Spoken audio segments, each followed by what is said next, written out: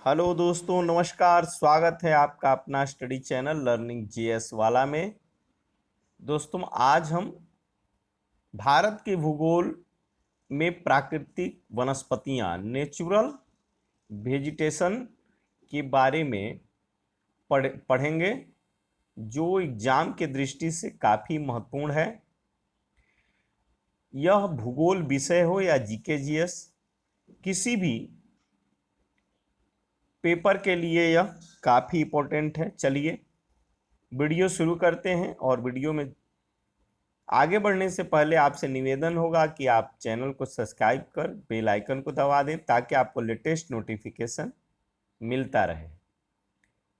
तो प्राकृतिक वनस्पतियां, natural vegetation, ये जो है भारत में विभिन्न प्रकार के विभिन्न क्षेत्रों में अलग अलग प्रतिशत के रूप में पाई जाती हैं। तो इसका प्रतिशत और किस समूह में पाई जाती हैं, इसका ध्यान रखें, एग्जाम के दृष्टि से काफ़ी महत्वपूर्ण है। प्राकृतिक वनस्पतियां, विभिन्न प्रकार के वन समूहों का वनावरण। तो समूह एक में क्या आता है? तो उष्णकटिबंधीय आर्द्र सदाबहार वन, उष्णकटिबंधीय आर्द्र सदाबहार वन। और इनका भारत में प्रतिशत जो है वो 2.92% है। समूह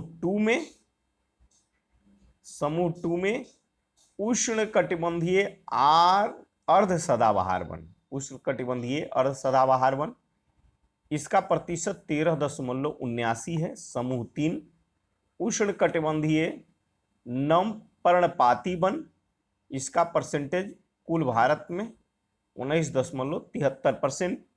समूह 4 में तटीय एवं दलदली वन, ये जो है 0.69% है। समूह 5 में उष्णकटिबंधीय शुष्क पर्णपाती वन, ये जो है भारत में सबसे ज्यादा पाए जाने वाला वन है। कौन? समूह 5 का उष्णकटिबंधीय शुष्क पर्णपाती वन। यहां से प्रश्न डायरेक्ट पूछता है कि भारत में वन समूहों में सबसे अधिक परसेंटेज किसका है? तो उष्णकटिबंधीय शुष्क पर्णपाती वन का। ये जो है 41.87% पाया जाता है भारत में, उष्णकटिबंधीय शुष्क पर्णपाती वन। इसको ध्यान में रखिए। फिर समूह 6 में उष्णकटिबंधीय कांटेदार वन, समूह 7 में उष्णकटिबंधीय शुष्क सदाबहार वन, ये जो है 0.13% पाया जाता है। ये सबसे कम उष्णकटिबंधीय शुष्क सदाबहार वन, उष्णकटिबंधीय शुष्क सदाबहार वन, ये सबसे कम 0.3%। समूह 7 का ये वन है, समूह 7 का। और समूह 5 का सबसे ज्यादा उष्णकटिबंधीय शुष्क वो भी है, वो पर्णपाती वन है, जो सबसे ज्यादा 41.87, और सबसे कम उष्णकटिबंधीय शुष्क सदाबहार वन। इन दोनों का परसेंटेज कितना है और नाम और किस समूह में आते हैं, इनको याद रखें। समूह 8 में उष्णकटिबंधीय चौड़ी पत्तीयुक्त पर्वतीय वन, ये 2.69% है। और समूह 9 में उष्णकटिबंधीय कोणधारी वन, ये 2.69% है। समूह 10 में उपोष्ण कटिबंधीय शुष्क सदाबहार वन, ये जो है नहीं 0.3%, ये तो और कम है। तो ये समूह 10 का उष्णकटिबंधीय शुष्क उपोष्ण, देखो उपोष्ण कटिबंधीय शुष्क सदाबहार वन, उष्णकटिबंधीय शुष्क सदाबहार वन सबसे, और उपोष्ण कटिबंधीय, उष्ण और उपोष्ण में अंतर है, कटिबंधीय शुष्क सदाबहार वन 0.03%, ये सबसे कम पाया जाता है। ये सबसे कम उपोष्ण कटिबंधीय शुष्क सदाबहार वन, ये समूह 10 में आता है। वो 5 में उष्ण और उपोष्ण, समूह 10 में वो 41.87 या 0.03% सबसे कम। समूह 11 में ये जो है समूह 11 का आपका ये मार्टिन आर्द्र समशीतोष्ण वन, ये 0.69%। समूह 12 में हिमालयी समशीतोष्ण वन, ये 4.12%। समूह 13 में हिमालयी शुष्क समशीतोष्ण वन, ये 0.84%। समूह 14, 15, 16 में ये जो उप अल्पाइन एवं अल्पाइन वन, ये 2.55%। ये कुल परसेंटेज जोड़ने पर 100% हो जाएगा। तो सबसे ज्यादा समूह 5 उष्ण, ठीक, उष्ण सदाबहार वन 41.87%। समूह 10 का सबसे कम उपोष्ण कटिबंधीय शुष्क सदाबहार वन 0.03%। तो इस प्रकार से सबसे ज्यादा और सबसे कम को पूछा जाता है परसेंटेज और नाम समूह। चलिए आगे चलते हैं। भारत के सर्वाधिक बृहद क्षेत्र में किस प्रकार के वन पाए जाते हैं? तो अभी आपको बताया सबसे सर्वाधिक बृहद उष्ण कटिबंधीय शुष्क पर्णपाती वन, उष्ण कटिबंधीय शुष्क पर्णपाती वन भारत के सर्वाधिक बृहद क्षेत्र में पाए जाते हैं। उष्ण कटिबंधीय सदाबहार वन क्षेत्रों में औसत वर्षा कितनी होती है? तो 200 सेंटीमीटर से अधिक होती है। भारतीय वनस्पति सर्वेक्षण के संस्थापक सर जॉर्ज किंग थे तथा इसकी स्थापना जो है 13 फरवरी 1890 को हुई थी, भारतीय वनस्पति सर्वेक्षण विभाग की। भारत में सिनकोना वृक्ष कहाँ पाया जाता है? तो दार्जिलिंग में पाया जाता है। कत्था बनाने हेतु किस वृक्ष की लकड़ी का प्रयोग होता है? खैर का। सामाजिक वानिकी में प्रयुक्त बहुउद्देशीय वृक्ष का उदाहरण है खेजड़ी या खेचड़ी। ये प्रश्न काफी इंपॉर्टेंट है। सामाजिक वानिकी यह जो है खेजड़ी या खेजड़ी। भारत में वन संरक्षण अधिनियम किस वर्ष पारित किया गया? तो 1980 में। सागौन, टीक तथा साल के वृक्ष किस प्रकार के वनों में पाए जाते हैं? तो उष्ण कटिबंधीय आर्द्र पर्णपाती वन, उष्ण कटिबंधीय आर्द्र पर्णपाती वन में पाए जाते हैं। पश्चिमी हिमालय की समशीतोष्ण पेटी में देवदार वृक्षों की बाहुलता है, ठीक।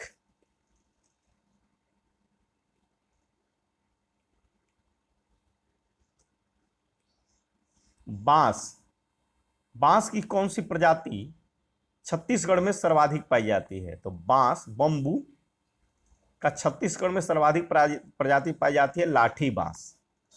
कौन सा? लाठी बांस। अब जो है लंबी जड़ों और नुकीले कांटों अथवा सूल युक्त झाड़ियों और लघु वृक्षों वाले वन सामान्यतः पाए जाते हैं राजस्थान में। संयुक्त राष्ट्र खाद्य एवं कृषि संगठन की नवीनतम रिपोर्ट के अनुसार वार्षिक स्तर पर वन क्षेत्रों में सबसे ज्यादा वृद्धि में भारत को विश्व में कौन सा स्थान प्राप्त हुआ है? तो 8वां स्थान प्राप्त हुआ है। भोजपत्र यानी कि भोज वृक्ष कहाँ पाया जाता है? हिमालय में। पलाश के वृक्ष को जंगल की आग भी कहा जाता है। तो जंगल की आग किसको कहा जाता है? पलाश को। भारत के किस राज्य में सागौन के वन पाए जाते हैं? तो सागौन के वन पाए जाते हैं मध्य प्रदेश में। मध्य प्रदेश में। समुद्र तल से सर्वाधिक ऊंचाई पर पाया जाने वाला वृक्ष कौन सा है? सबसे ऊंचाई पर पाया जाता है देवदार। चिपको आंदोलन के प्रणेता कौन थे? सुंदरलाल बहुगुणा। भारतीय वन सर्वेक्षण FSI की स्थापना कब हुई थी? 1 जून 1981। भारत में मैंग्रोव वनस्पति ये कहाँ पाए जाते हैं? तो पश्चिम बंगाल के सुंदरबन में मैंग्रोव वनस्पति। इनका क्षेत्रफल है 4,975 किलोमीटर। भारतीय वन प्रबंधन संस्थान की स्थापना वर्ष 1982 में भोपाल में हुई थी। वन प्रबंधन की 1982 में, सर्वेक्षण की 1981 में। अब देखिए, भारत के 8 वनस्पति क्षेत्रों में बांटा गया है। कितने? भारत को 8 वनस्पति क्षेत्रों में बांटा गया है। ये कौन कौन है? तो क्षेत्र, पश्चिमी हिमालय क्षेत्र, कश्मीर से कुमायूं तक, ये जो है शीतोष्ण कटिबंधीय भाग में आते हैं।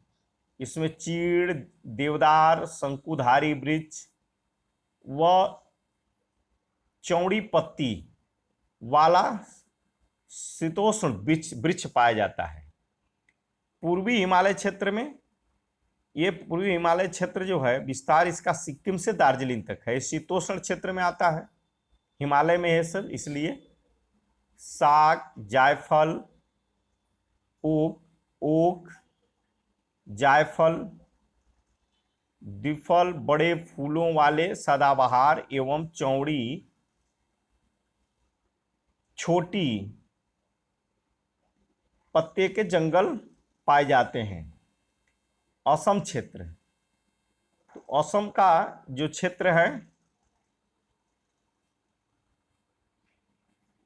असम क्षेत्र में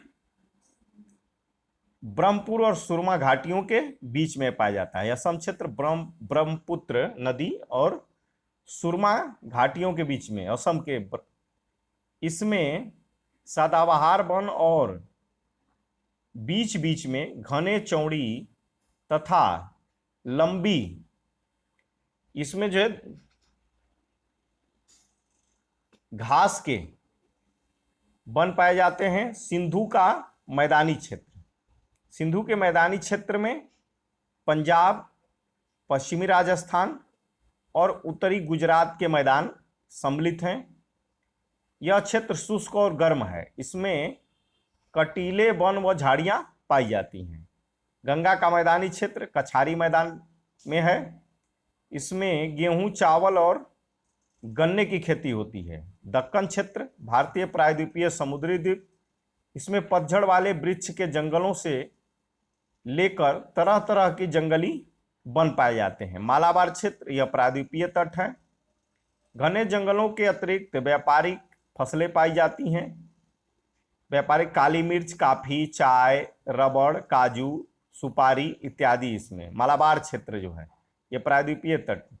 अंडमान क्षेत्र अंडमान द्वीप में है। इसमें सदाबहार और सदाबहार, कच्छ वनस्पति, समुद्र तटीय व जंगलों की अधिकता है। भारत के प्रमुख वानिकी शोध संस्थान, ये देखिए, ये शोध संस्थान की स्थापना कब हुई, क्षेत्र कहाँ है, किस राज्य में है? तो फॉरेस्ट रिसर्च इंस्टीट्यूट की स्थापना 1906 में देहरादून, उत्तराखंड राज्य में। एरिड फॉरेस्ट रिसर्च इंस्टीट्यूट की स्थापना 1985 में जोधपुर, राजस्थान में।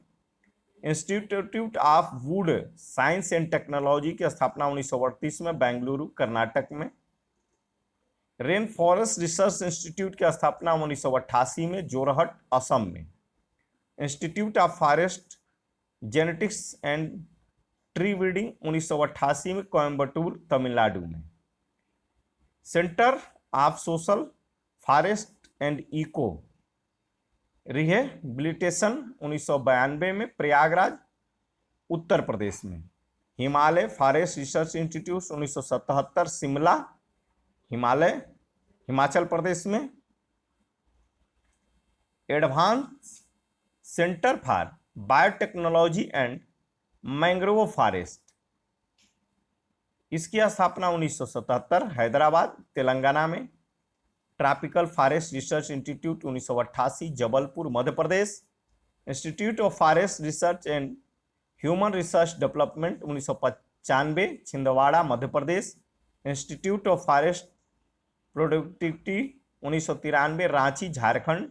Indian plywood industry research and training institute 1962 Bengaluru Karnataka में। Indian institute of forest management 1982 Bhopal Madhya Pradesh में। जेबी पंत हिमालयी पर्यावरण एवं विकास संस्थान 1988 अल्मोड़ा उत्तराखंड में। उष्णकटिबंधीय वनस्पति उद्यान अनुसंधान संस्थान 1979 तिरुवनंतपुरम केरल। एक बात है वृक्षों को बचाना, तो वृक्षों को बचाने के लिए चिपको आंदोलन हुआ था। यह उत्तराखंड के टिहरी गढ़वाल जनपद से शुरू हुई थी। उत्तराखंड के टिहरी गढ़वाल जनपद से चिपको आंदोलन शुरू हुई थी। तो दोस्तों आज का वीडियो यहीं समाप्त होता है।